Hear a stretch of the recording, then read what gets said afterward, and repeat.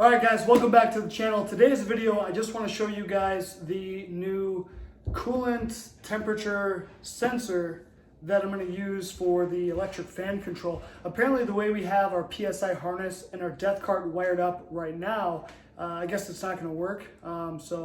According to PSI, they said that the ECM won't control our fans. I think it has something to do with the pulse width modulation, something, I have no idea. So anyway, I ended up going on Amazon and I just picked up kind of one of these cheap little kits for about 30 bucks. I think $28. Comes with a relay, comes with a temp sensor, all that stuff that's needed to install this thing. So let me show you real quick, we'll unbox it. All right, so let's pop this baby open. So here's our sensor. Now, what I'm hoping with this sensor is that we can actually just thread this thing right into the coolant overflow.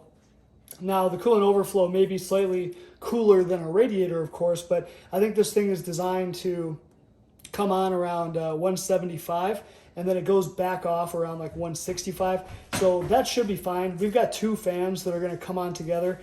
Should be more than enough cooling. On the OEM setup, you'd have just one fan, and then the second one would come on much later. So I forget what size fans. I think we have like 16 inches. They're pretty big. It's a really large radiator. So we should be good to go. So basically we'll stick this in. I'll at least have this in for now. And then it comes with, you know, some of the wire connectors. Comes with a new relay. Even though we do have a couple relays right now, we're going to actually switch it to just one relay to control both fans, have them both come on at the same time. And they even give you all this wiring, an inline fuse. So it's really a pretty sweet kit for 30 bucks. You know, here's your connector that connects to your relay, and then you just have to hook up the wires, which for us, our wires are pretty much already ran. I'll just have to cut them from the how we have it now and then hook all this up, make it pretty, hide it, and then we should be good to go. So that's kind of the plan, at least to, like I said, get this installed today. I did get a new relay with our current setup just because we are having some issues where that relay was buzzing. So I did buy a new relay last night from O'Reilly's, and then we can put that relay in, take the car for a drive tomorrow, see if it's fixed, see if the fan does work, even though PSI says it won't. And then if it doesn't, then I just got to finish running the wiring for this. So today the plan is really just to get this installed. I do have to move a line on the overflow tank, which I'll show you guys all that in just a second here. All right, boys, so getting out here to the car, let me show you what I want to do today. So the issue, well, we've been having a couple issues with our coolant system. So one is we can never really get these things, these hoses and stuff, to kind of stop leaking. So I think I'm to the point where it's not leaking anymore. I've just tightened the crap out of these things. I think we need to get some actual worm gear clamps instead of these little T-bolt clamps. I thought this would be cool, thought it would be sweet, but they don't really fit that well. You can see how some of them are kind of tightened all the way down and it's still not really tight enough. Also, these silicone hoses were maybe not the best idea too. But anyway, this may have to get redone, but I'm hoping it'll not leak and we can at least drive it for the next few months of summer, and then we'll kind of fix it over winter. But the one main issue that I have with this overflow tank is we have one line that comes right out of the radiator, basically comes here, wraps around the block, and then goes into the bottom of this overflow. That's fine. So I know that we can get all the air out. That's not an issue. But then there's this other line that comes from the thermostat, and we've got that coming, and I'm not sure why, but for some reason I plumbed it into this top opening, and I noticed that all the coolant ends up going down below this line, and so I'm worried that we're getting kind of air sucked in here. So what I want to do is move this line just down to the bottom here, so just kind of swap it, and then what I'm thinking is this extra port here is where I'll go ahead and put, well, actually, no, I'm sorry. I'll move this down here, and then this actually gets air, so we don't want that. But we'll move this line down here, and then on this side, we've got another just plugged up hole, so I want to remove this one, and then we'll stick that coolant temperature, you know, thingy in there, and then that'll actually run our electric fans, and then I'll just have, you know, a little wire coming out, and I can run the wire back. All the wiring for the electric fans is super nice and clean. I've got two nice connectors here that go into one, so I'll just have to kind of follow this back, and then I can tie that into there, and then either put the relay inside, because there's already some relays in there, so the wiring should be there. I'll just have to switch it. But anyway, kind of keep it clean. Want to keep it looking good. Right now, this is like the only wiring going up to the front of the car, which is the fans and then also the headlights. But we want to kind of keep it tidy, keep it looking good. That way, it's easy to fix out in the field if we ever have any issues. So I've got my little helper out here today, and kind of our plan to start with is I don't really want to get radiator fluid all over this pretty newly painted car. So I don't really want to just kind of dump all the fluid either. This radiator does not have a petcock to be able to remove all the fluid. So if we want to kind of remove everything, I would literally have to like take off that lower line down there and just let everything dump out. But it's all fresh. I mean, there's 10 miles on the whole system, right? So I don't really want to dump it all. I just really need to kind of clear out this here. So what I might do is unbolt this so that I can kind of move it. And I'm hoping I can move it outward a little bit and then be able to just kind of remove that bottom line, drain that, and then remove this line and kind of drain it, maybe into a pan. So that's kind of my hope, and hopefully, you know, we can get as little spilling all over the car as we can. And then from there, I can, you know, take this over to the bench and change all the fittings out, put it back on, fill just this up, and then be able to hopefully drive it tomorrow, right? Yeah. We will see if the new relay I got fits. So this is the new relay. This is the old one that was buzzing for fan 1. It kind of goes somewhere back here. So anyway, I'm going to plug that in. We'll drive it tomorrow. We'll see if it works with that relay, with these fans kind of working controlled off the ECM. And then if it doesn't, that's when I'll go ahead and just hook up that sensor that'll already be in here. We just run the wire to it, switch the wiring around, and then get the fans to work that way. But if we can get it to work the way that it's already wired, the way that it's supposed to with the ECM controlling it, I'd much rather go that route, right? So I'm going to try that first. If not, then we'll come back and change it out. But guys, fingers crossed. If the car runs and drives and doesn't have any issues and we can get it to stop overheating, Yes. we can actually take this thing to some car shows and go cruising, right? Yeah. Then we'll have 3 sweet cars that we can take out to shows and stuff. So anyway, let's hope that that all works out. Let's get started. All right, so my strategy here is just to get off these 2 bolts that we've got, and then I'm going to kind of try to just see if I can move this thing a little bit. Probably take off this top hose, and then we'll try to get the bottom hose, try to get as much of this fluid into this pan as we can, and then we can get this thing over to the bench and then be able to switch around these fittings and then pop it back on. So hopefully it'll be easy, but we'll see.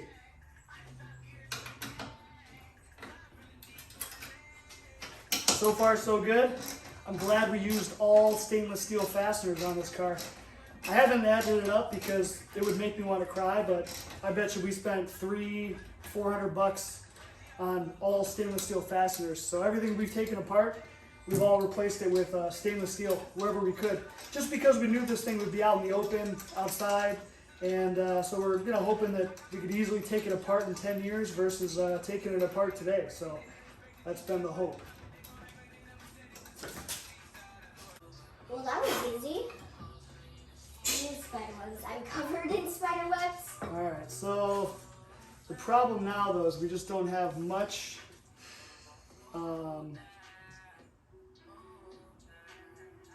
so that's that one. This is this one. So this brake line is going to give us some trouble, but I think, yeah,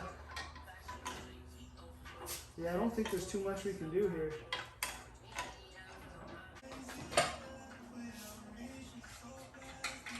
He's going on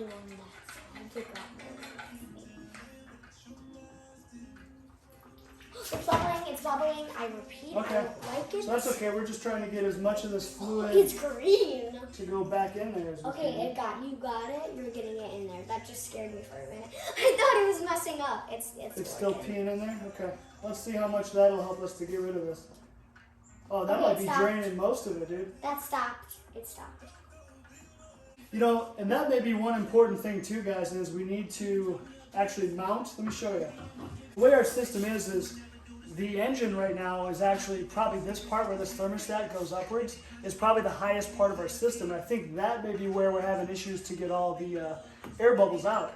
So what I'm wondering is if maybe I can actually, I don't know if I left myself enough room, but I'm wondering if I can just mount this here on these brackets so it'll be a little bit higher, like say this high. and then this would kind of give us a little bit more room to drain.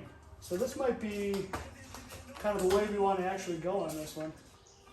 But I've actually got most of this out of here now that it's a little bit elevated. So I think that's what we're gonna do. I can actually just unbolt these holes and move this all around. So even easier. Don't even need to take this one off. So that's great. Are we taking this? I have a question. Are we taking this off? Can you do this? I can't do it. Yep. Let me see. I can, but I just. Let me see how we can get it. It's not fun when you're playing around painted surfaces, huh? Yep. All right. So let's tuck this somewhere out of the way. There's so much glitter in here. So she don't leak. Now we got to get a bolt, or let's see, we need some kind of. In the wheels, there's like you're like pulling down weight right now. I don't know, I'm probably scratching the crap out of this paint. I know. But So nothing. well, it doesn't matter because you can. Like, Yep, definitely scratched it on that side. All right, guys. So I got this thing off the bench, and what's kind of interesting about this is. I don't know the exact sizes, but this is a larger threaded hole than this one is. So I wasn't able to take this fitting and just directly put it down like I wanted to. But the good thing is on this side, this plug that I had in here is actually the same size. So for the one radiator hose or whatever that's coming in here, I can just simply move it to this side. That should be no big deal. So we'll just we'll thread that back down and we'll move it. But I still need to use this bottom location for that coolant temp sensor. So let me go get that out of the box real quick and let's try to see if that will fit in here. Otherwise, we're going to need a bunch of different kinds of adapters. Fingers crossed. So this comes with a really large adapter, which we're definitely not going to need that. Would you like it? No, I'm okay. So hopefully this thing can just thread in here. Oh, jeez. Nope. Uh-oh, here we go. So I think the issue we're going to have is this is like a 3/8 inch, I think this is like a 3/8 thread or something like that. I think this is metric. So I think we're going to definitely have some issues trying to get this to work. The problem we have with this lower one is it's not even close. This is the bowl my dad put these in, as you can see. I put gloves on. So I mean, even this top one, it's pretty close, but it's not the same thread, right? So that's kind of the issue there. But since this is so small, I'm not sure we can get an adapter to be able to even adapt this thing. So now I'm kind of a little bit worried about, okay, where are we going to put this thing at in the car? There's nowhere else that's really easy on this aluminum LS block. Everything's going to be metric too.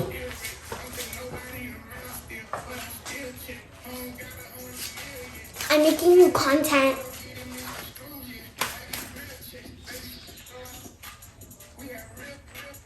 If you know that dance, then comment down below if you know what TikTok.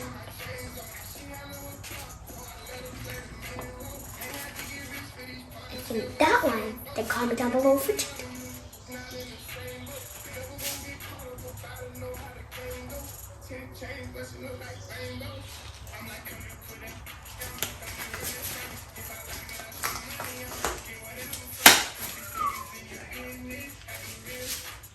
What happened? I was just looking at these brackets, dude. I'm like, damn, they got really, really cracked. Where's Mom and Cam? Where's Mom and Cam? They're still at the store. Aren't we supposed to pick them up? Or no, they're at the. No, they're at their. No, they're at their. Cameron's. Yep. Let's set this up.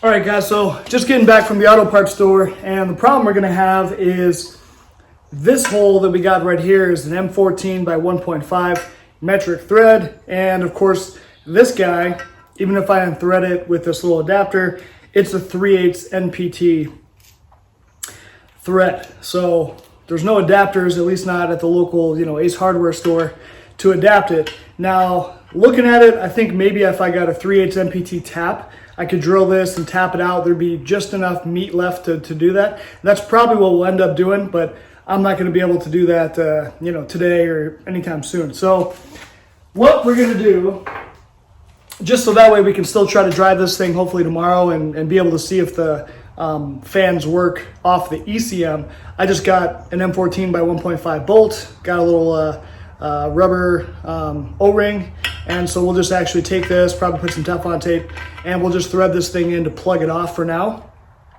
And then that way we can just kind of bolt this thing on, hook our hose back up. Everything's going to be higher now, so that's going to help us to hopefully get all the air out of the system, to hopefully keep the car from overheating. And then if the fans don't work, even if this sensor is not fixed at that time, I can still just take the fans and kind of hook them up to the battery for now, or just hook them up to kind of a temporary switch just to be able to drive the car, because we really would like to be able to try to drive this thing this weekend if we can. So I don't want to be stopped by some dumb sensor. So this will get us going. We're going to go ahead and put this back together for now, and then tomorrow I'll try to drive it, try to get you guys an update.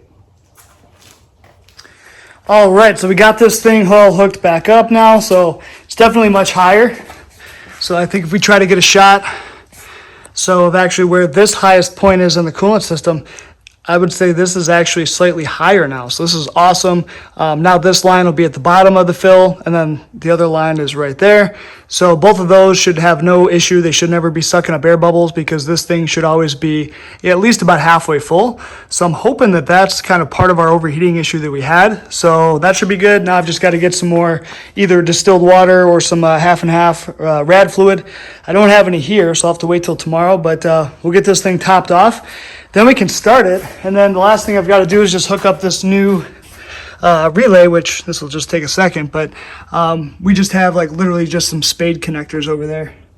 So that's like the one you see right there, that's the fan 2 relay, and then the fan 1 connectors are just right above it. So kind of ghetto, but we had an issue where we couldn't get any of the right terminals, the right size terminals to actually go into the PSI little harness box, so we just ended up putting them outside. Just for now. So again, I think we'll probably, I'm guessing this won't work. The fan won't turn on, so we'll probably end up having to go with some kind of other solution, like that little temperature sensor that I couldn't get to work. But anyway, we'll just see for now if it works, and hopefully we can at least drive it for 10-15 minutes before it starts getting too hot. So we'll see. So I'll give you guys an update tomorrow. Hopefully it doesn't rain all day like it's been doing the last few days, and we can get out back with you fellas tomorrow morning.